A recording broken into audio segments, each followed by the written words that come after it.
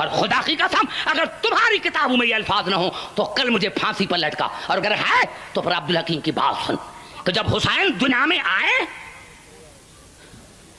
اور رسول کو پتا چلا اور کہا ام ایمن یا اسماء بنت امیس جاؤ میرے حسین کو لے کر آؤ، میرے حسین کو لے کر آؤ۔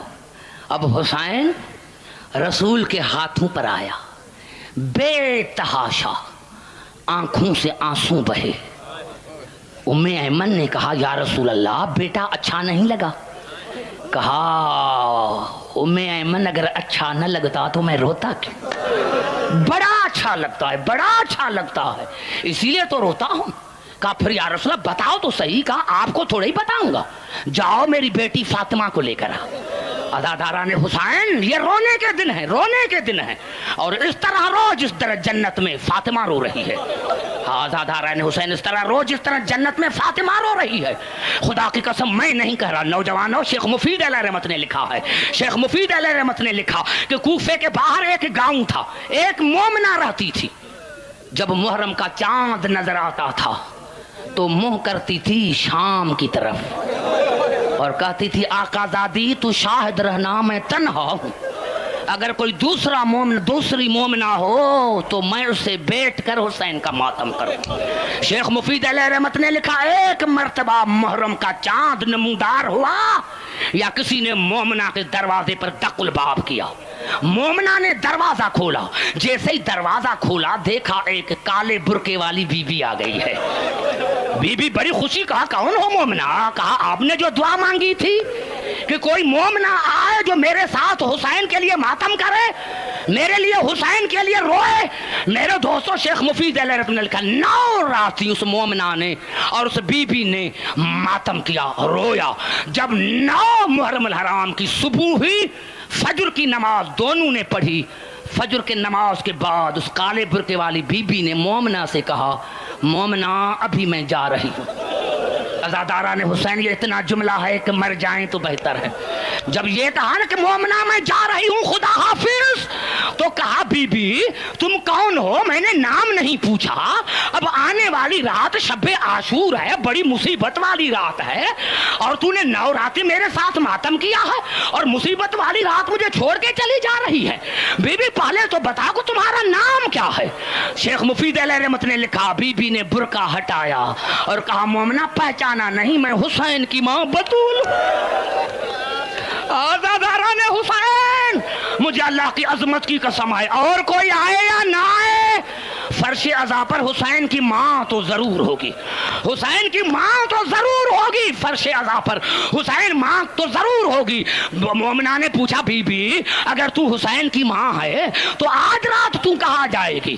کہا مومنہ آج رات مجھے دور دور جانا ہے، سب سے پہلے میں شام زینب کے پاس جاؤں، شام سے ہو کر میں کربلا حسین کے پاس جاؤں گی، کربلا کے بعد کوفے جاؤں گی، کوفے کے بعد مدینے بابا کے پاس جاؤں گی۔ ہاں عزاداران حسین ایک جملہ کہنا چاہتا ہوں میرے دوستوں، میرے بزرگوں، مجھے علماء نے بھی یہی بتایا کہ سب سے فرش عزا پر بطول آتی ہے، لیکن قبلہ جب میں نے تاریخوں کا مطالعہ کیا شہاب الدین زہری کا یہ قول پڑھا کہ جب بھی مجلس ہوتی ہے تو ہر معصوم تو پہلے آتا ہے لیکن سب سے آخر میں سید سجاد آتا ہے۔ ہاں نوجوانوں جتنا رونا آئے رو لو۔ عزاداران حسین شہاب الدین زہری کہتا ہے کہ جب بھی مجلس ہوتی تھی سید سجاد آخر میں آتے تھے اور آخر میں آ کر مومنین کی جوتیوں میں بیٹھ جاتے تھے، مومنین کی جوتیوں میں بیٹھ جاتے تھے، اور جوتیوں میں بیٹھ کر صرف بیٹھنا نہیں مومنین کی جوتیوں کو سیدھا کرتے تھے۔ نوجوانوں یہ بڑی بات ہے جس پر عبدالحکیم مر جائے کیا جب مومنین کی جوتیوں سیدھا کرنے لگے شہاب الدین نے کہا میں پاؤں پر گر گیا، مولا ہمیں گنہگار نہ کر، یہ مومنین کی جوتیاں کیوں سیدھے کر رہے ہیں؟ تو سید سجاد نے رو کر کہا شہاب الدین یہ رونے والے میرے بابا کے مہمان ہیں۔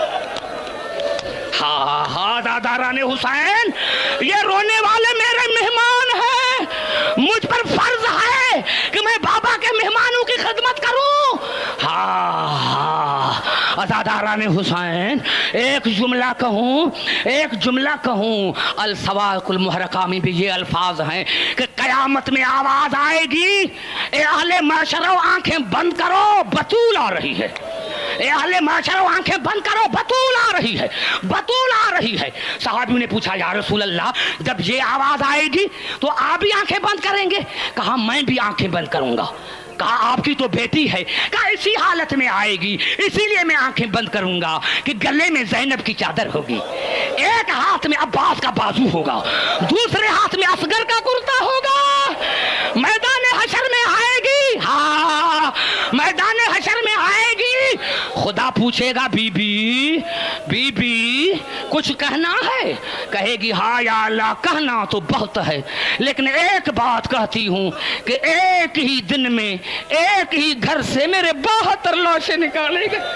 عزاداران حسین میں ایک جملہ کہہ کر ختم کرنا چاہتا ہوں، اسی لیے کہ آپ نے بہت رو لیا اور ساری رات روتے رہیں گے۔ میں کہتا ہوں آقا زادی بطول دربار میں آئی، لیکن انبیاء کو بھی حکم ہوا کہ آنکھیں بند کریں، رسول کو بھی حکم ہوا کہ آنکھیں بند کریں۔ بی بی دکھ تو اسی بات کا ہے کہ شام کے بازار میں کسی نے نہیں کہا کہ آنکھیں بند کرو، شام کے بازار میں کسی نے نہیں کہا کہ آنکھیں بند کرو، بطول کی بیٹی آ رہی ہے۔